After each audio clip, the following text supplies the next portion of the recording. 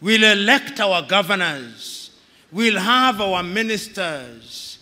That will happen, but they are not bothered.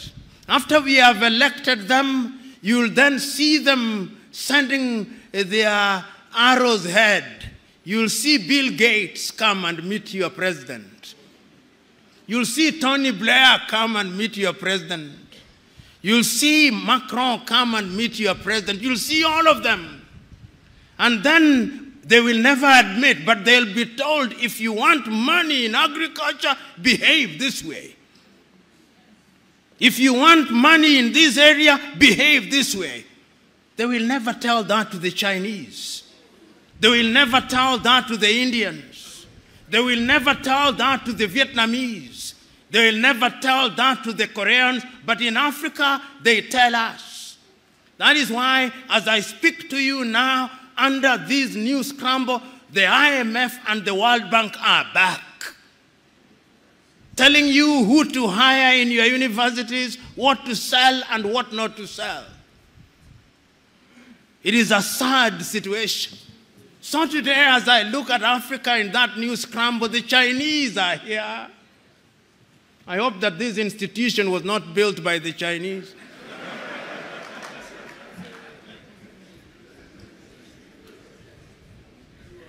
The Turks are here.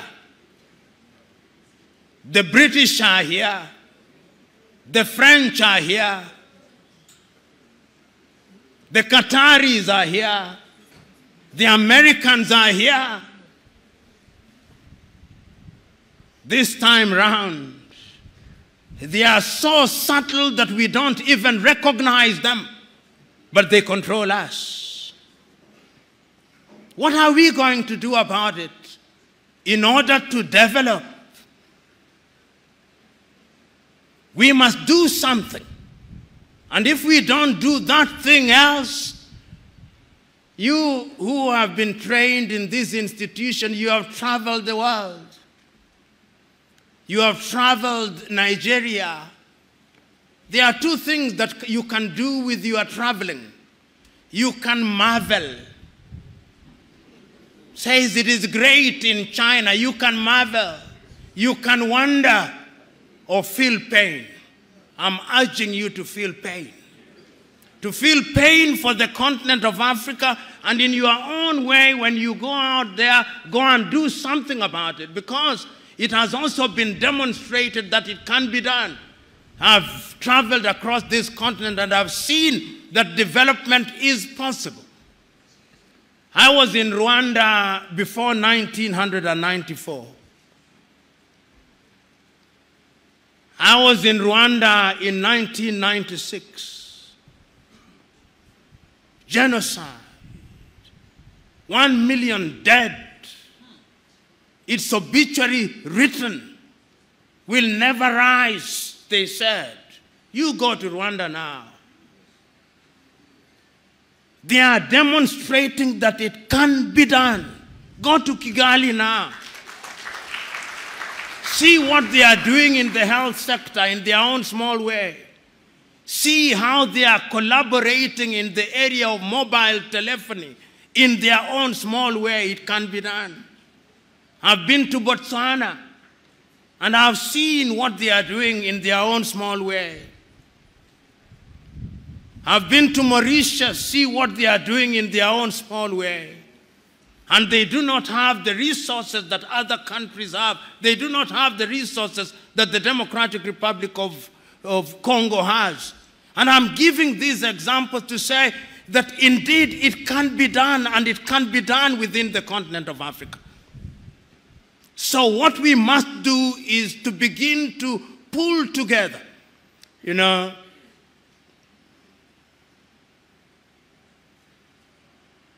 As I've been sitting and listening, I was also struggling to have internet in this room. And every effort was being made to connect me to internet. And all those efforts failed. Why? because we are in an era of the Internet of Things, we are in an era of nanotechnology, it cannot be right that in Africa's largest economy, in Nigeria, I do not have internet at an institution that deals with security. You get the point that I'm trying to make? It cannot be right. And I know why we don't have internet connectivity. It is because we are divided. We have 55 telephone access codes. Nigeria 234, Ghana 233, Kenya 254, Tanzania 255, Uganda 256, Zambia 260, Zimbabwe 263. How can we, in this day and age, you cross into Benin, you cross into Togo, you cross into Guinea-Bissau, you have a different internet connectivity. Why can't Africa have a single satellite and a single telephone code so that when I travel from Mogadishu in Somalia to Dhaka in Senegal, like the Chinese do, like the Americans do, like the Indians do, we can have the same, because communication is critical to development. And I'm saying this, part of my agenda is to prick your conscience with live examples, that you may go out there irritated, but irritated to do the right thing. And I'm suggesting that indeed, when we talk about development, this is what we must do. But is Africa conscious of her state? Yes, Africa is conscious. This is what makes me happy. That after all these analysis, it appears to me that Africans have now recognized that going forward, we can only defeat the conspiracies, we can only have development as we are talking about it by working as a team. And that is why, beyond the Millennium Development Goals, beyond the Sustainable Development Goals, we as Africans under the aegis of the African Union do now have our grand vision of Africa Agenda 2063. And that Africa Agenda 2063, let me tell you, if we can fulfill it, many of you here will be upstairs by the year 2063. But our contribution, perhaps you do not know what I mean upstairs, not up. You will be with the Lord himself. But the most important thing is that Africans are now beginning to see beyond the next election. Because part of our problem in Africa has been that we plan in 5-year circles. We don't have a grand agenda, but now we have a grand agenda. And if you look at the 7 pillars of Africa Agenda 2063, everything is covered. Health is covered. Research and science is covered. Climate change is covered. Women's participation is covered. Democracy and governance is covered. The arts and the culture are covered so that Africa can become a serious player in the international agenda. As we speak now, we are not a serious player. You know, and I say this perhaps too often, but I must repeat it because it is important. I was looking at the GDP of Indonesia. The GDP of Indonesia this year, by the end of this year, will be 1.1 trillion United States dollars. Indonesia is the 17th largest economy in the world using all critical indices. It's amongst the G20. The population is about 200 million, just about Nigeria. Nigeria is a GDP give and take at the very best of 550 billion United States dollars. I'm looking at the power generation in Nigeria. At the very best, you generate about 17,000 megawatts. You lose about half of it, so that what goes into the grid is no more than 8,000 to 7,500 megawatts into your GDP. You are the biggest economy in the world. If you look at Iran, Iran generates 75,000 megawatts. So when we talk about industrialization, we are not even close to industrialization. Look at the diversity of power generation that you have. Most of it is hydro. You are not harnessing your solar. The Kainji dams and the other dams with climate change are going to dry. If you look at the major rivers, it means that you are going to be in trouble. You look at Zimbabwe now, for example, in power generation, 2,000 or give it 2,500 megawatts. The dams are drying, the Kariba is drying. So Africa must begin to think, even as we think of Africa Agenda 2063, because energy is the game changer. Without energy, all these generators you see everywhere in Nigeria must disappear for industrialization to come. And in many African countries, including my own country, Kenya, which generates, I think we have about slightly under 3,000 megawatts. You can't. You can't. So we must go to Inga Dam. We must begin to generate. We must go to Egypt at the Aswan High. Egypt is not doing very badly.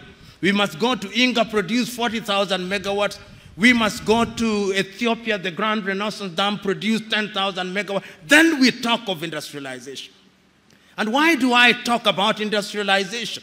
There are scientists here. It is only through industrialization that we are going to be manufacturers in all sectors. As it is now, 80% of what we consume in manufactured goods are from China. If China closes shop, we are dead. We are dead. So I'm thinking that Africa Agenda 2063 is a good thing, but we must work at it. I'm thinking that Africa Continental Free Trade Area is a good thing. Launched with the Secretariat in Accra, Ghana, a good thing. But how are we going to trade? How are we going to get somebody to drive a truck from Accra, Ghana to Juba or to Asmara in Eritrea without peace and security? So you can also see that peace and security is at the very heart of it. In the United States of America, and many of you are familiar, you can drive a truck from Florida through to Alberta in Canada, and it is safe. The roads are good, the security is there. I'm saying, therefore, that as we talk about development, we must think about development in a very comprehensive manner. We must ask ourselves how we govern. And I want to conclude my presentation to you by telling you that Africa must be very careful. We must be very careful because of lack of resources in Africa. I'm beginning to hear things that worry me. And because I'm a keen student of what is happening in Africa, I'm getting worried on a daily basis.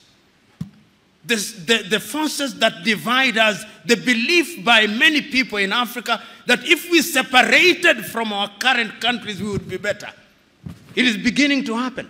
It is happening here in Nigeria. It is happening. I saw a letter last week addressed to the president of Zambia by a people in Zambia called Baroseland. And they are telling President Hakainde Hichilema that you remember in 1964 we had an agreement with the Lusaka government that the time has now come for Baroseland to become an independent country. Can you believe it? I hear people in Namibia saying, do you remember that there was a strip called the Caprivi Strip? I hear people in Ghana saying that you remember that in the Volta region we had a different country. I hear people in Zimbabwe saying that there should be a country called Mtuakazi. I hear people in South Africa, the South Africans, saying that we should have a separate country in the Western Cape. I hear people in Ethiopia saying we should have Tigray and Oromo. The centrifugal forces are there. And the only way to bring them in is to create a sense of belongingness. The people must feel that they are part of it. I remember the words of John Garang of South Sudan when he spoke in Khartoum. He told the Numeri government, we do not want to create a separate state, but make unity attractive. Make unity attractive, make Sudan attractive, make Khartoum attractive, because if you don't make it attractive, we will separate, and that will make us weaker. And I'm saying this because of this thing we call democracy. Democracy demands that people have a sense of belonging and that they believe that the country in which they live represents their interests and that deliberate efforts are being made in that regard. So, fellow Africans, I'm one who believes that this continent has a contribution to make. There is not a continent today that has the natural resources that this continent has. Not one. There is not a continent today that has a population as young as ours, which could be a resource. There is not a continent. There is not a continent today that has the resources in different diverse ways which can be harnessed. With a population of 1.4 billion, we are a potential market. But we must also warn ourselves. I am aware that you are talking about climate change. It is only through unity, therefore, that we can fight all these. Our rivers are drying. Lake Chad has shrunk by nearly 1/3. The rivers are drying. The climate is changing. The Sahara is coming down south. The rivers down are drying or getting polluted. Our farms are not yielding the way they were yielding before. Our seeds are being destroyed. Our young men and women are running away. And remember, the Germans are now saying, we want young people. The Canadians are saying, we want young people. We are in danger. You who have been trained in this institution, now go back to your countries and tell your countries that yes, there is a conspiracy against the continent of Africa, but the human relationship, is it not about conspiracy? Even in families, are there not conspiracies? Is it not our duty to fight and defeat those conspiracies so that that is no longer an excuse? Go out there and say that we have the possibilities and that these possibilities require and demand that we look at Africa as a total whole. Go out there in your little ways and make your contribution. The 78 of you who are graduating here today, I'm suggesting to you that development must start with you. Go back and let in every institution where you are, let it be said that since he came back from NISS, he or she is different. He is different in a positive way. And all of us who are here, whether we are politicians or academics and in different sectors, let us go out there having made a solemn vow that Africa must do it. If you can't do it for yourself, ask yourself which Nigeria you want to bequeath to your children and your children's children. You are here, maximum 40 years, you will have gone upstairs. But after 40 years, in which kind of country will you want your children to be? This is the question. It is not about you and me. It is about them. This is intergenerational. Africa must change, Africa can change, and it can only change if we change our minds. And our minds we must change. Ladies and gentlemen, thank you very much, and God bless.